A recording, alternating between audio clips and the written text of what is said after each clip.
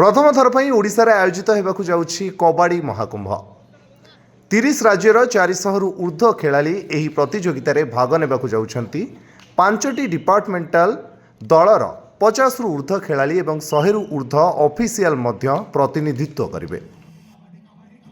कटकर Jawaharlal Nehru indoor stadium रे अनुष्ठित हेब 71तम सीनियर जातीय कबाडी प्रतियोगिता। आसंता फेब्रुआरी 20 रु 23 तारिख पर्यंत अनुष्ठित हेब एही प्रतियोगिता।